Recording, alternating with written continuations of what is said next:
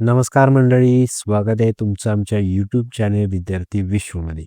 मंडळी, आजच्या व्हिडिओमध्ये आपण पाहणार आहोत ग्रामीण डाक सेवकची जी जाहिरात आलेली आहे त्याची सविस्तर माहिती आपण आजच्या व्हिडिओमध्ये पाहणार आहोत.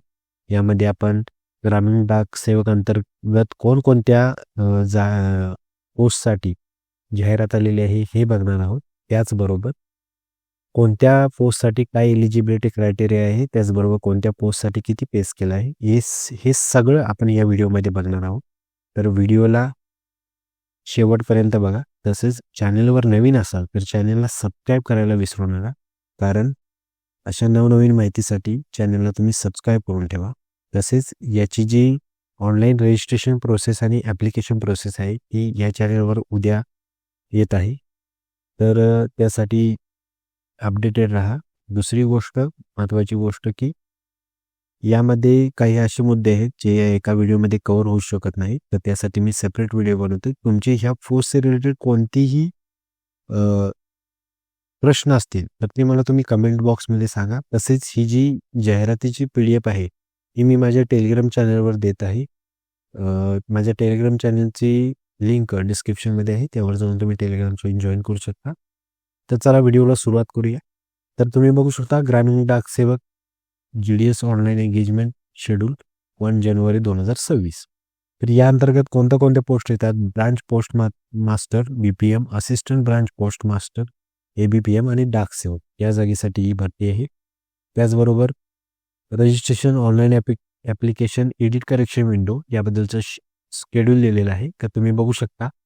ऑनलाईन वन टाईम रजिस्ट्रेशन हे 31 जानेवारी 2026 ते 14 फेब्रुवारी 2026 संध्याकाळी 5 पर्यंत चालू असणार आहे. त्याचबरोबर submission of online application and fee payment हे 2 फेब्रुवारी 2026 ते 16 फेब्रुवारी 2026 संध्याकाळी 5 पर्यंत असणार आहे. आणि जर फॉर्ममध्ये तुम्हाला रजिस्ट्रेशनमध्ये किंवा ॲप्लिकेशन फॉर्ममध्ये त्याचबरोबर तुमची फी भरायची राहिली असेल तर त्यासाठी जे करेक्शनची विंडो आहे ती 18 फेब्रुवारी 2026 ते 19 फेब्रुवारी 2026 संध्याकाळी 5 पर्यंत, म्हणजे 2 दिवस चालू राहणार आहे.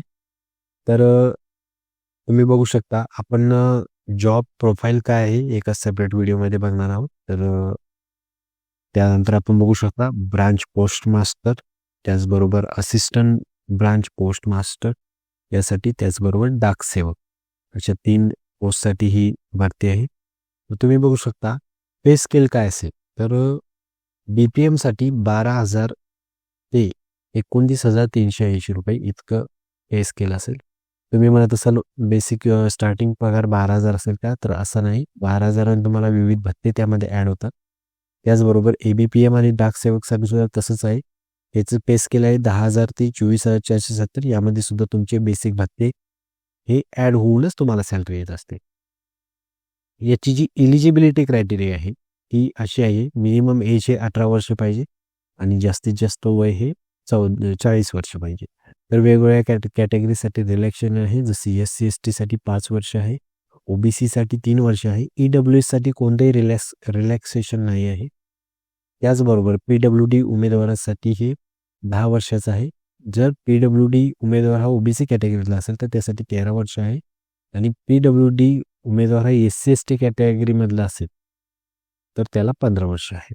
एज्युकेशनल क्वालिफिकेशन काय आहे? तर एज्युकेशन क्वालिफिकेशन हे आपलं SSC पास सर्टिफिकेट पाहिजे, म्हणजे 10वीचं तुम्हाला पास सर्टिफिकेट पाहिजे. आणि बाकी जर तुम्ही याच्या जागा किती आहेत तर 28,000 प्लस जागा ऑल ओव्हर इंडियामध्ये आहेत. त्यातल्या आपल्या महाराष्ट्रासाठी 3,553 जागा आहेत.